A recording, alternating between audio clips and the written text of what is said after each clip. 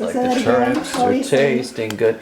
What are you saying about our survival garden? Oh yeah, we've got the survival garden going right here. We've got hot peppers, hot peppers, hot peppers, hot peppers, hot peppers, hot peppers, hot peppers, hot peppers, tobacco, and pak choi.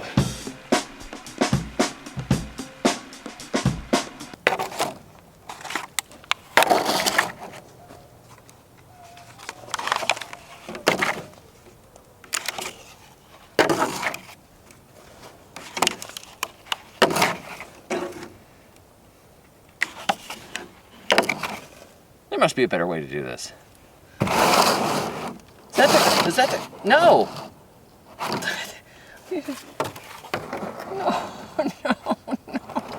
No. Just barely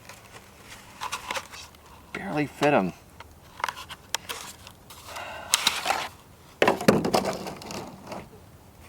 Okay.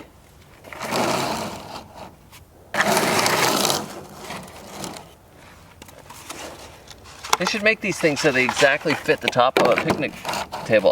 Or they should make the picnic table so they exactly fit the seed trays. This is vast, grievous oversight.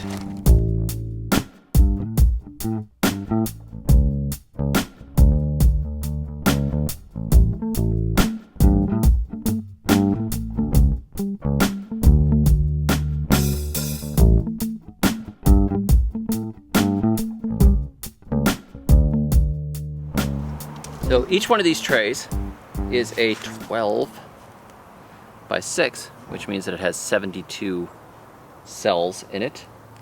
And there are 9 of them here for a total of 648 plants. So we're gonna have 648 transplants here, which I think is a reasonable start. This is an assortment of various cherry tomatoes that we got, and we saved the seeds. We just squirted them out onto a paper towel and we let them dry, and we've saved them for some months, and now we're going to plant them.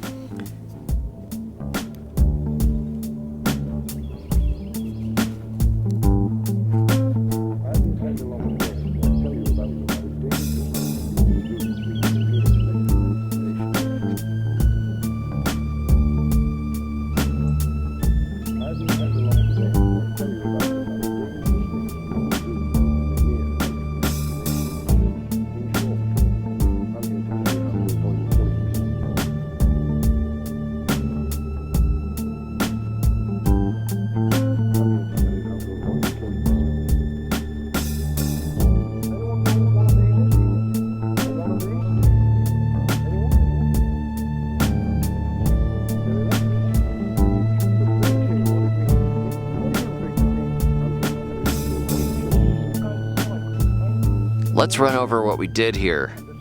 Rachel and I just spent a nice, pleasant, maybe hour and a half planting seeds. We've got a big chunk of habaneros planted in here. We've got the mixed salad cherry tomatoes that Rachel told you about. We've got storage cabbage here, storage number 4 from Johnny Selected Seeds, which Tim the farmer, who used to be at the 326 market with me, he's an Ocala farmer, told me about. This here is Everglades tomatoes, this section, which are from Karen Hill. She gave them to me when I gave my talk down in Fort Lauderdale, which is awesome. I really wanted those again. We've got marigolds in here and zinnias. To this section here is butterfly weed, and the other half of it is mammoth dill, which I did not label and I have to do.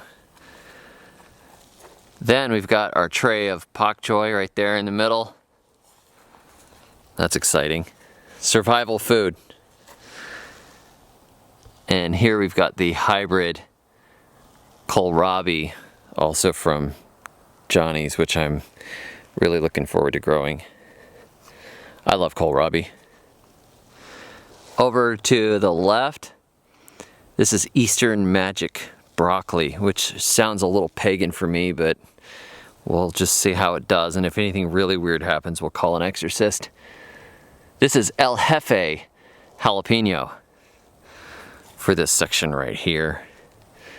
Carbon tomatoes, right here. This whole section is carbon tomatoes. Carbon did wonderfully for us in the tropics and tasted delicious, looked beautiful, and just went through the disease and the heat. So we're hoping that we'll have luck with that again. Having learned what a good variety it was, we're just gonna try that again. Anaheim peppers right here. I have not grown these before. I'm looking forward to trying them out. Habaneros right here. More habaneros. I think we have enough habaneros. Actually, what happened was one of the kids helped water and they spilled water all over the packet of seeds.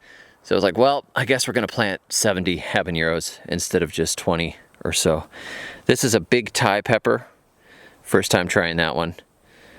This was a packet that somebody gave me, and it looks like it might be a tomato, but it just said delicious on the packet. I have no idea what it is, but since it had such a high recommendation, I have 3 rows of delicious, whatever that is.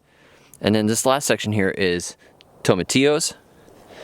Down here we've got some hybrid cherry tomatoes over here that my son is growing. He had great success growing tomatoes last year, and so he's gonna try it again. We've got some White King eggplants, and then we have got the red flame cayenne peppers. Cayenne peppers, if you haven't grown them before, fantastic. I highly recommend growing cayenne peppers. They're delicious, they're very versatile, they're easy to dry, and they're just so delicious. You should really try them, and they're very easy to grow. So that's what we have so far. Our 648 cells are filled, and the problem is right now we've got this kind of alternating between cold and hot. We've got all the cold season stuff out here right now, but we're still getting freezes overnight, and that's obviously not good for all of our warm stuff.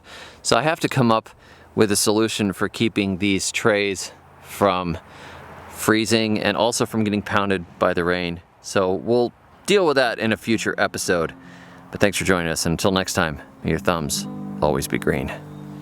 Buried my rabbit neath the cherry tree one fine afternoon. Someday I know that we'll meet again on a fruit salad spoon.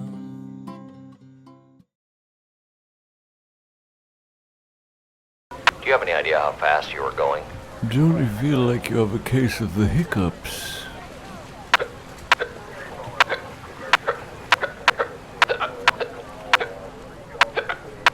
You should drink some water.